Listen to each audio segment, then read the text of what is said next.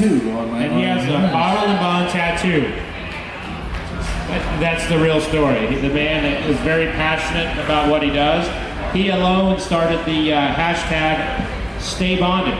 So if you happen to want to tweet, well, we're up here, you know, shooting the shit about this great historical act in our country's history, please use Stay Bonded in honor of my friend Bernie here. Please do, thank you.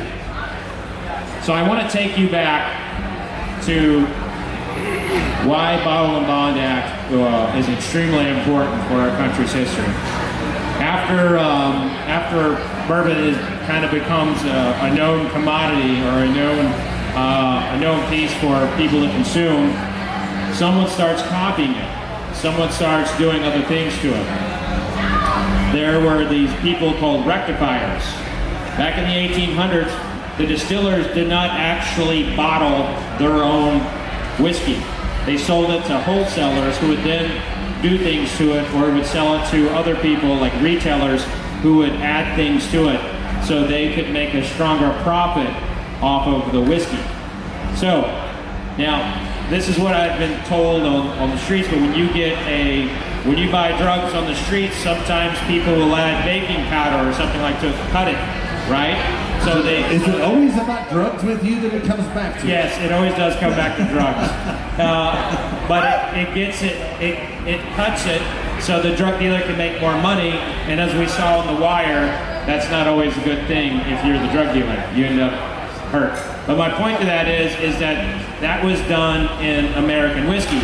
The people would get a barrel, and they would add water, prune juice, tobacco spit, rattlesnake heads. They would add whole leaves of tobacco, all in an effort to make the color stand out a little bit more without actually having to rely on actual whiskey.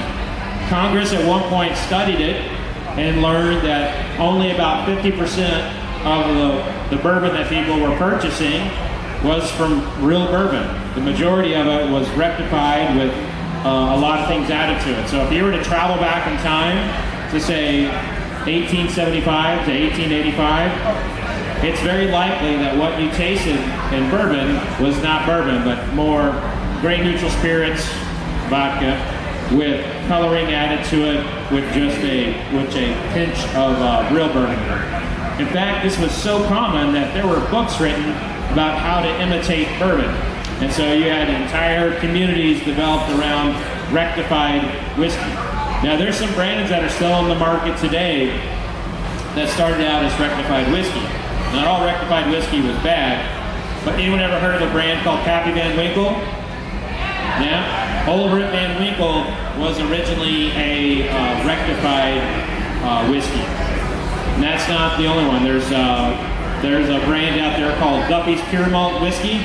That's no longer around, but this guy specialized in the medicinal market, and he used to claim that his whiskey could make you live to be 162, that it could cure cancer, that it could cure gout and the flu, and my favorite, ugliness. but he never said, have another drink, Fred. He never said who had to drink it to cure the ugliness. So in the 1880s, American whiskey distillers are looking around and they're seeing their products being bastardized, and they're not getting a good feel from consumers about the quality of the product. Meanwhile, Canadian whiskey distillers are starting to bring in their blended whiskey. Jamaican rum distillers are really penetrating a lot of the higher affluent markets. You have brandy distillers capturing a lot of people as well, and Irish whiskey. And so the American distillers, they want to do something about it, and they start lobbying Congress to do something about it. And it took them a long time. Now I'm going to turn it over to the one, the only, Bernie Lubbers, to talk about what Congress did. So Congress, there was a gentleman at the time, and he was the Secretary of Treasury of the United States, which was a pretty good job to have. And he was from Kentucky. And the reason that the Secretary of Treasury was important in this fact is because that his employees held the keys to the distillery that went in and levied the taxes. And still we have to pay taxes. We pay $13.50 for every proof gallon that we produce. Now, in these barrels that are all around us, so look around, all these barrels, they hold 53 gallons of whiskey. But in them is 66 gallons that are called proof gallons. So $13.50 times 66 is what we pay for every one of these barrels that are out here, okay? So just think about that. There's over 6 million of them right now aging here in Kentucky. So we're talking about a lot of money. And John Carlisle was a very important person because of all this money. They weren't paying $13.50 back then, but it was like $5-6. I mean, it's a pretty good amount because one of the ways that they retired the money that was spent in wars was from alcohol tax. So after the Revolutionary War, do you remember when they had the Whiskey Rebellion? Remember reading about that in school ever? Okay, that was the first sort of spirits tax, whiskey tax. There was the Whiskey Rebellion because they had just fought a war about no taxation without representation, and here they turned right around. Distillers didn't like that very much. No. They just fought for the country, and here we were taxing them. What the hell was that about? And then after the War of 1812, they levied another tax, but it was always retired after they paid back what was spent. Well, it stuck after the Civil War. You know, of course, the Civil War we fought ourselves, so we had both sides. So a lot of the country needed to be rebuilt. And then that's when a lot of these rectifiers came in and made some of this. I'm sure some of the whiskey was good, as Fred was saying. Some of it was questionable, but there was something happening. There was something that was not pure. And Pappy Van Winkle, if you read up on it in Sally Van Winkle Campbell's book, she said that Pappy and them called that kind of whiskey compound whiskey. You would compound different things together. But then there was what they were calling straight whiskeys. And straight whiskey's got all of its color from the barrel. And you added nothing to it other than water. And there was no law. But on March 3rd, 1897, John Carlisle helped pass through, along with some distillers. I believe Ezra Brooks was one of them. You had Colonel E.H. Taylor. Not every distiller was for it. Mr. Bernheim was not for it. That's right. He was very concerned about the Canadian distillers. Absolutely. And you can imagine, would you want the government involved in your business? No, because it never really works out very good. But I think that even Mr. Bernheim would like the way everything turned out. So on March 3rd, 1897, along with help, the Bottle and Bond Act was passed. And Fred's got 4 books up here, I do believe. And this is one of them, and it lists the exact act that went through. And this has to do a lot with stamps and the ways it's done. But I'm going to read to you exactly what Bottle and Bond is. So when you see the words bonded or Bottle and Bond on a bottle, this is what it's got to do. It doesn't take long. It's not going to be boring. Okay, we're going to make this fun. So and interject anytime you want here. So the words bond, bonded, bottled in bond, aged in bond, James Bond, right? We can do James Bond. Phrases containing these terms shall be used on the brand name of domestic distilled spirits. So right there we're learning. It's not just whiskey. That's right. That can be bottled in bond. It's any spirit that's made in the United States. In fact, you guys have a Hill, you have a brandy that's bottled and bond. Absolutely. Sacred Bond, which is the only bottle and bond brandy in the world. So, it must follow these guidelines. Number 1, it must be composed of the same kind of spirits produced from the same class of materials. So I can't take different types of spirits, rum or vodka and whiskey, and mingle them together. I can't take things that aren't classified the same. Produced in the same distilling season by the same distiller at the same distillery. Not only is that great alliteration, Absolutely. but it means it's got to be made at one place. Okay? It's got to be in the same season. In the distilling season, there are two seasons. There's a spring season, which is January through June. And then there's a fall season, which is July through December. So don't worry about that, but think it's a finite number of barrels that you can fill and produce in a 6-month period. Then, it must be stored for at least 4 years in wooden containers. We happen to all use barrels. We find that they roll a little easier than boxes, right? But it doesn't say what size they need to be. It doesn't say if they need to be brand new or charred. It doesn't say what. It just says wooden containers. Because, remember, it's domestic distilled spirits. It could be any spirit. And they have their own laws of what makes that spirit. But it does have to be aged for 4 years in wooden containers. Except, and this is one of my favorite lines of the law, except for gin and vodka. Have you ever seen a bottle and bond gin or vodka? And here's why you have not. Which must be stored for at least 4 years in wooden containers coated or lined with paraffin or other substances which preclude the contact of the spirits with the wood surface. And that's to point out you can have bottled and bond vodka, but why the hell would you? Right. Why would you?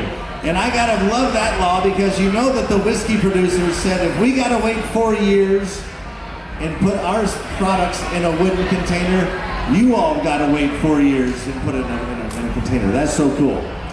It must be reduced in proof by the addition of pure water only. So no rattlesnake heads. No rattlesnake heads. Right? No cherry juice, no prune juice. No tobacco spit. No iodine, no tobacco spit. Only with the interaction of the whiskey in that wooden container and water, pure water. Can you do it? It must be bottled at 100 degrees of proof, which is 50% alcohol by volume. And that's 100 proof. And that's what my tattoo says, 100 proof. And that's what every bottle and bond spirit says on it is 100 proof. And that's how they make their money. That's a proof gallon. 1 gallon of spirit at 50% alcohol or 100 proof is a proof gallon. In addition, the label must bear the real name of the distillery, the plant or registered distillery number in which produced it, and the plant in which bottled it. So not only do you have to put the real name of the distillery, in our case, that's Heaven Hill Distilleries, we also own brand names and real names like Evan Williams and Elijah Craig.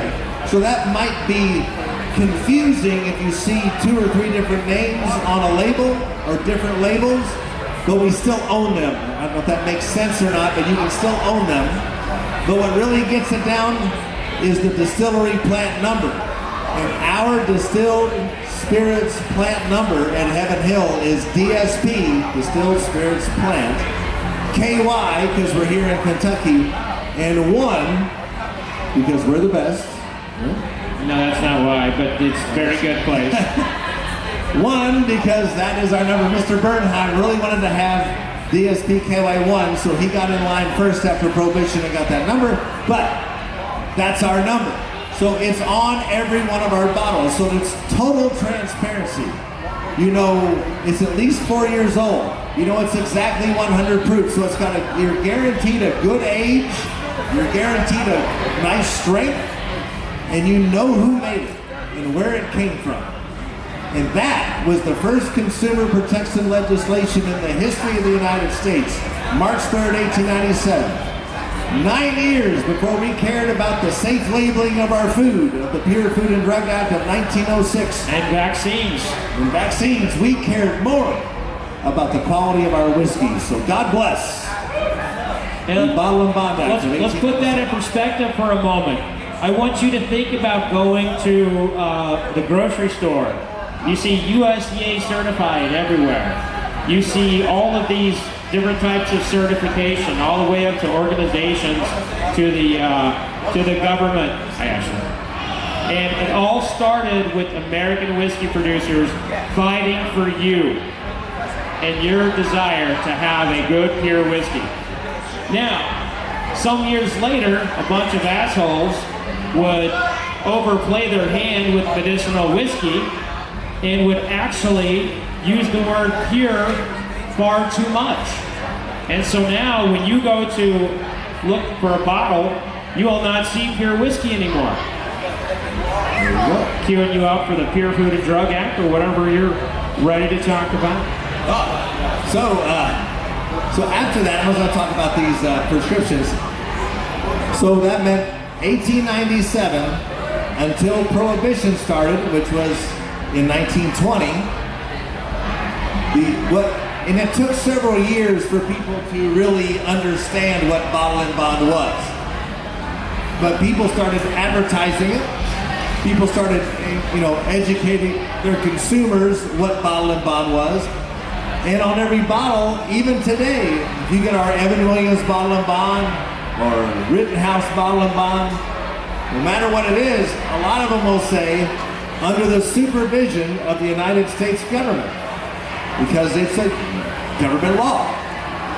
And they advertise that because that's back when people actually trusted the government. This was a very long time ago, right? What are you saying? Are you saying we don't trust our government? A lot of people don't. But it's on there. Now, after 1920, when we had Prohibition, there were still hundreds of thousands, if not millions of barrels in warehouses. Whiskey that was already made legally. So Prohibition just said you could not make any more whiskey. But there's all this whiskey that's in these warehouses. Well, a handful of distilleries got a license to be able to sell medicinal whiskey. People were really sick back then. They needed medicinal whiskey. That's right. If you watch Ken Burns' documentary on Prohibition, he states that 6 million prescriptions were filled for whiskey during Prohibition. And I passed out, there's a few of them around there, so if you don't, there's one up here, there's several around, pass them around, there's only a few of you can pass them around. Sorry. You can see that this poor lady, you can see her name there, a doctor wrote it, Carrie Augustus. She's from Kansas, poor thing. She must have been real sick, Fred, because her prescription says, if you look at the line in the prescription, it says whiskey, that's the drug. She's supposed to take whiskey, wine glass full, thrice daily. Wow. She must have had a bad case of the gout. Now I haven't looked at the records, but I hope she pulled through. I hope she did. The whiskey helped her. So Bernie, actually the whiskey distillers, the rye whiskey guys, they shipped a lot of their whiskey to the Bahamas to later bootleg back in. And the bourbon guys were trying to do that with Cuba, but Cuba wanted too much money to help them out. And so they were stuck, and they lobbied Congress to have the medicinal whiskey, but there were some states that were bone dry and would not allow for you to drink whiskey. So if you were in Indiana or West Virginia, you were shit out of luck because you couldn't legally get a prescription for medicinal whiskey. So not everybody could get it. And it was the Al Capones of the world would actually rob Kentucky distilleries on a regular basis en route to drop off their medicinal whiskey and bootleg it to people on the streets. So it was not a good time for American whiskey producers. So after on December 5th, 1933, is the repeal of Prohibition to celebrate that day. And I've added March 3rd as the passing of the bottle and bond, so I'm out usually on March 3rd on those days too. So, it's repealed. That's when people were able to get back into business. Colonel Bean down in Claremont, he got some backing from investors in Chicago, and they started up, and that's where Jim Beam sits today. Pappy Van Winkle never went out of business. He did medicinal business. Brown-Forman was able to sell medicinally with the Old Forester throughout the time. And in 1935, our distillery opens up, and that's Heaven Hill Distillery in Bardstown, Kentucky. And a little family out of Bardstown and several other surrounding counties that owned department stores, they invested $30,000 into a side venture that was called at the William Heaven Hill Farm. And the first barrel that we brought off is December 13th, 1935. Their goal was not to make rectified or blended whiskey, because all during Prohibition, when we could not make whiskey, the Canadians were legally making whiskey and able to always have a supply. So they became a very dominant player in the United States because they had all their shit together. They came out strong for the little guy. And we had to wait because we weren't going to compete against that. That'd be like competing against Warren Buffett or Apple or something when they run and going and you're just starting out from ground zero. So we were going to compete in the smaller pool, which was bottle and bond straight whiskey. That takes 4 years, if you remember what I read in the Act, that takes 4 years. So it wasn't until December 13th, 1939 that we came out with Old Heaven Hill Bottled and Bond. Had a gold label, and if you're fans of Tom Hanks and Robert Zemeckis movie named Forrest Gump, that is the bourbon that Lieutenant Dan drinks. I like y'all shows. That's the bourbon that Lieutenant Dan is drinking, is Old Heaven Hill, 4-year-old bottle and bond. And trust me, we did not pay for that product placement in that movie. That was researched and pretty cool. And that little bourbon became one of the best-selling bourbons in Kentucky in the 1940s and 1950s. You guys also had another really historic placement. Well, you didn't know him back then, but JTS Brown and the Hustler. It should have won the Oscar that year, but the little film called Gone with the Wind was competing with it. Not Gone with the Wind, but something else. Yeah. Really good. And that was another great bottle and bond that's available right here in Kentucky too. JTS Brown. So why are we just learning? And here, I'll tell you how powerful Bottle and Bond was back in the day. This is an article from the Kentucky Standard, which is the newspaper. Newspaper is like a leaflet that comes out daily and sometimes on the weekends, and it tells about news that happened yesterday or last week. A lot of people don't know what newspapers are, but I'm just trying to tell you what newspapers are. And it was an article from July 26, 1956. So here we are, right? 1956. And this was a robbery and in the headline states, liquor worth $840 is stolen from a store at Bloomfield. Uh-oh. This is big news, okay? The Bloomfield liquor store was burglarized and liquor valued at $840 was stolen. Most of the whiskey stolen was bottled and bond, the best in the store, the owner, Dr. Harry Block, said. That poor guy. That's right. I hope he had good insurance. In addition, a .38 caliber pistol and $50 change was stolen. The thieves did not want wine. Bottles of wine were left and cases left on the floor. The cases were filled with whiskey. 4/5 of scotch were taken, but it was all the bottle and bond that the thieves wanted. That's how good this stuff was. The power of bottle and bond. And today there's not that many brands. What are we at now? 23, 24? There's only about 17. There's 17. So there's a lot of the smaller guys coming online with bottle and bond. There are. There's probably not. It's probably only available in a very small, like in a city or a state. Yeah, you have 80 Laws in Colorado. You have Cleveland. Tom Foolery in Cleveland, and but they're not national. There's only probably about 10 or 11 or 12 national brands that you can get anywhere in the country. So Bernie, when you're out on the industry trail, are you out recruiting people to make bottle and bond whiskey? I'm always telling people about Bottle and Bond. The way you're telling them about it, but are you trying to encourage other distillers to make it? Absolutely. Yeah, absolutely. And they have. And they have. Laws is going to come out with a Bottle and Bond corn whiskey. Yep. Which is really cool. And it's a really cool thing. The way and why should you be interested in Bottle and Bond? Not just because of the history, but why should you, sitting here, you know why? America. Well, there's a couple reasons. The Bottle and Bonds are still a really good value. Our Evan Williams Bottle and Bond is about $15, $16 a bottle. We have a great product in Kentucky that there's only a few of you here, so I can only tell. There's a 6-year-old Bottle and Bond that's about $12 a bottle. Crazy good prices. The JTS Brown, mellow corn's about $12, $13 a bottle. The only Bottle and Bond straight corn whiskey right now in the world.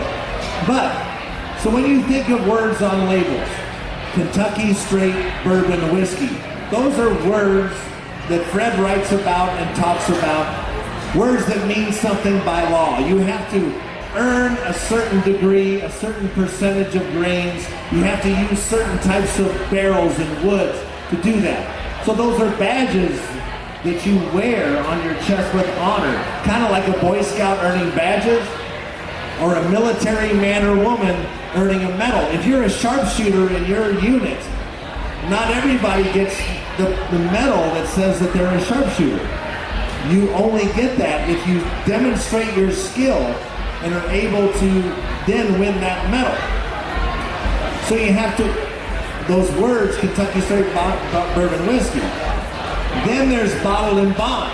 So on top of earning all those badges and medals, you have to earn all the medals and badges that I told you about. 4 years, list the plant number, the distillery plant number, from 1 season, exactly 100 degrees of proof. So I call Bottled and Bond the Eagle Scout of spirits. It's the Green Beret or the Navy SEAL. It's got all the medals, it's got all the badges. Why wouldn't you want to buy every single one? And that's why I love Bottled and Bond.